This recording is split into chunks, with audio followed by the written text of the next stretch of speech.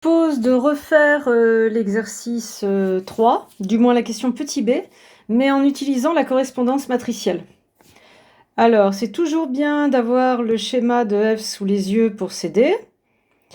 Donc f, elle va de R5 dans R carré. On avait un vecteur à la source formel déclaré et le vecteur image. Je vais, pour former une matrice de f, déclarer une base de la source et je ne vais pas m'embêter, je vais choisir la base canonique. BC1, dedans il y a 5 vecteurs et on a l'habitude de les appeler E1, E2, E3, E4, E5.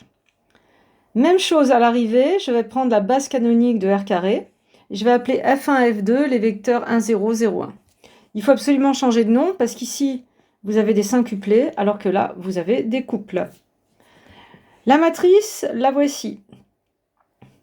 La notation par défaut, mat, BC1, base de la source, BC2, base d'arrivée, F. Ici, une marge horizontale où j'ai écrit les images des vecteurs de la base choisie à la source, comme d'habitude. Et une marge où j'ai écrit les vecteurs de la base d'arrivée. Comment ai-je rempli cette matrice? Je vous le rappelle, j'ai calculé f de 1. Donc E1, c'est le vecteur 1, 0, 0, 0, 0. Ça, j'ai remplacé dans ma formule, j'ai trouvé 1, 1. Et ensuite, j'ai fait ma correspondance matricielle. Dans la base canonique, ce vecteur 1, 1, il lui correspond la matrice colonne 1, 1. Parce que ça, c'est une fois F1 plus une fois F2. Comme la base est canonique, j'arrive facilement à écrire 1, 1 en combilinéaire et je récupère les coordonnées ici. 1, 1, et c'est ça que je mets dans ma matrice colonne et que j'ai mis ici. Et donc j'ai fait ça pour chacun des vecteurs. Ça m'a donné cette matrice-là.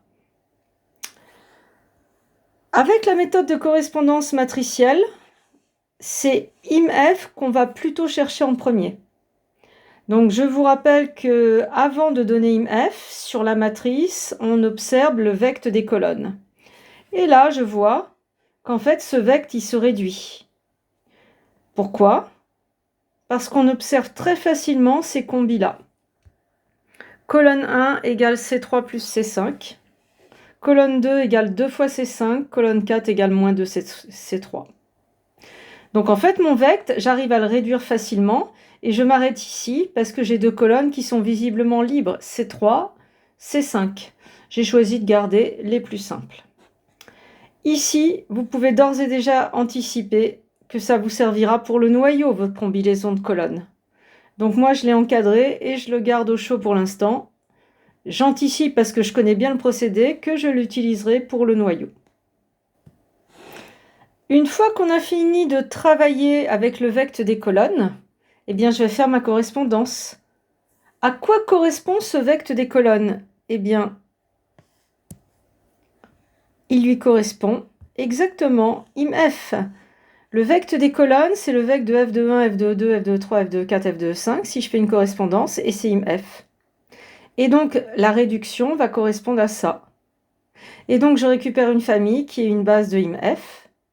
Et donc, f de 3, bah, c'est f2, f de 5, f1. Je récupère comme base f de f1. Et ainsi, je retrouve le résultat que IMF est égal à R carré.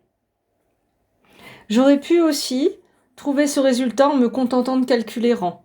Rang de f égale 2, donc IMF SEV de R carré de même dimension que lui. Mais ici, ce qui m'intéresse, c'est de vous montrer la méthode, comment je réduis, et puis de vous montrer comment on va exploiter ici cette combinaison des colonnes qu'on a remarquée pour trouver une base du noyau. Donc passons à présent au noyau. Vous savez que le théorème du rang va être un petit intermédiaire. Dimension de la source, rang de f plus le noyau. Je récupère que la dimension du noyau égale 3 cette fois avec cette méthode. Et donc, je pars dans l'idée de chercher 3 vecteurs du noyau qui forment une famille libre. Comme ça sera une famille libre maximale. Et on avait déjà anticipé, je vous l'avais dit, là, on va récupérer les combinaisons des colonnes qu'on a déjà observées pour réduire notre IMF. Ça, je vais faire apparaître des zéros. C1 moins C3 moins C5 égale colonne nulle. C2 moins 2C5 colonne nulle. C4 plus 2C3 colonne nulle. Et je vais écrire ma correspondance. Être capable de produire des combinaisons linéaires de colonnes qui valent 0, eh bien C1 il lui correspond f de E1, C3 f de E3, C5 f de E5. Et comme f est linéaire, tout ça je peux le ranger dans un seul calcul d'image et en déduire que c'est égal à 0. Même chose pour ici. Donc j'utilise la correspondance de chaque colonne. C4 correspond à f de E4, C3 correspond à f de E3, et la linéarité de f. Et là, rappelez-vous, réflexe, f de u égale 0, u d'encart f. Donc les vecteurs qui sont dans le noyau, c'est ceux qui sont à l'intérieur ici. E1 moins E3 moins E5, E2 moins 2E5, 2E3 plus E4. f de u égale à 0, u d'encart f. J'ai reconstitué mon syncuplet avec les valeurs numériques en expansion.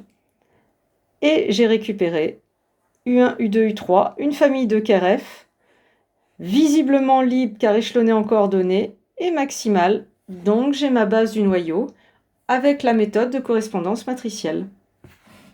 Voilà, j'espère que cette vidéo a été assez claire pour vous. Bonne journée.